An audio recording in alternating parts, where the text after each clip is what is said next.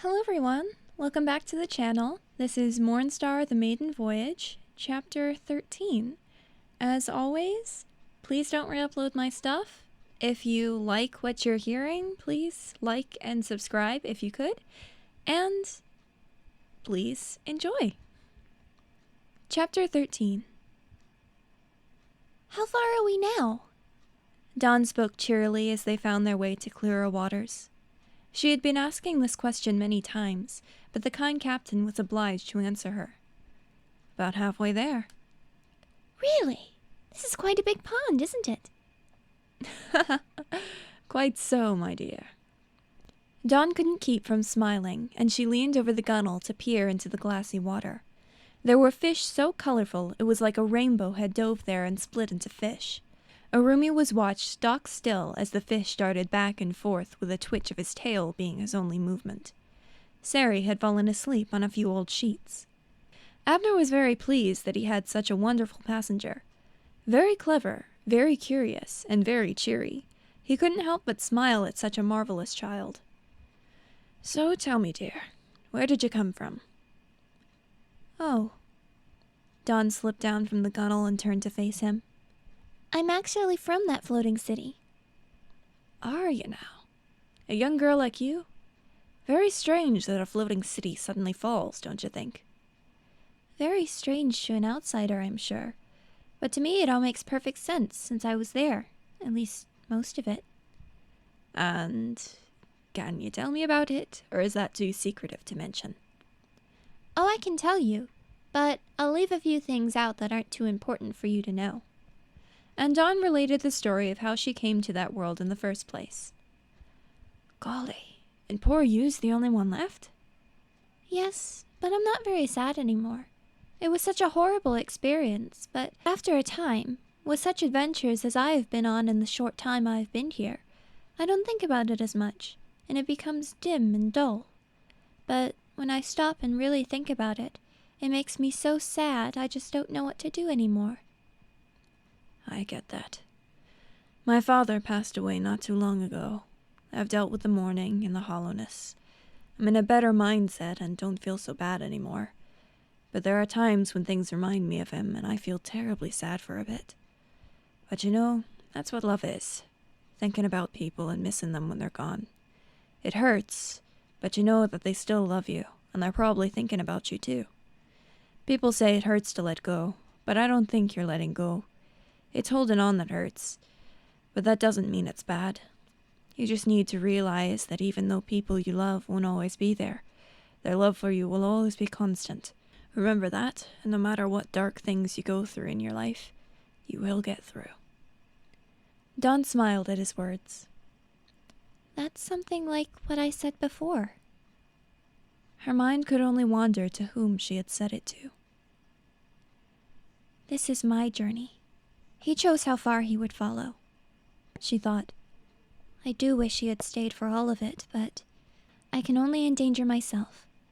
Doing so to others would be reckless and stupid. The breeze was delightful and blew softly against her stark white hair and cloak. What's that? The captain suddenly exclaimed. The daybreak jolted to a stop, and Dawn was in awe of what she beheld. A great pillar of stone, but it was not stone, but metal. A giant chunk of metal and strange runes. It's Starly, Dawn breathed. She reached out her hand to feel along the edges and caress the bold shapes. This is a piece of the underplate. It's a power converter. Her small arms could not reach to touch even the edges with her fingertips, but when her hand came close to it, a power was unleashed. A light grew in the place between her hand and the side of the debris. The light seemed to activate a system of sorts, and every groove that ran throughout the piece was lit up with iridescent blue energy. The light faded from her hand, but the energy wove its way up the debris and suddenly exploded from the top in a vast array of light. Dawn guarded her face against the powerful blast. Even the sunlight was dim in comparison. The huge pillar of light reached the very boundaries of the heavens themselves. But if that were not enough, another pillar of light erupted from beyond the mountains in the distance. Polaris! She exclaimed. We gotta get out of here, miss, cried Abner. Head for the other pillar of light! That's Polaris! Shouted Don over the roaring of the light. You sure? He yelled. I know it! Just head for that light! Don replied. She was shielding her face from the water spraying over the edge of the boat from the tremendous power of the light. What she did not know was that others could see this light too. In a base not quite so far away from there was quite a panic.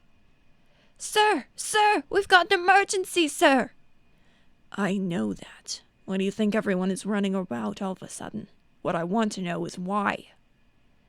A chair sat back toward the door. The man sitting there swiveled around to view his guest. He was a small, round man with a dark brown mustache and piercing light blue eyes. He wore a washed-out green hat and a golden medal just above the brim. He had a matching green uniform with red badges and medals. The soldier was dressed in a black uniform with round glasses. He wore a white version of his commander's hat, but with a black brim. His hair was a gentle blonde, and his eyes were kind and skittish. His eyes were also blue, and he looked like such a kind man, but was deathly afraid of his boss. Well, sir, it is sort of difficult to explain. You see, it's like nothing we've ever seen. Oh, stop your muttering. I'll go and see for myself. The general swept past the terrified soldier, who clung to the door frame as he passed. The general came into the observation deck, where many other soldiers were working. Many radars and alarms were going off with a sudden spike in energy.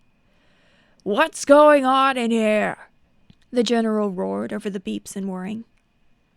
All is going perfectly well, sir, said a young lady in a lab coat.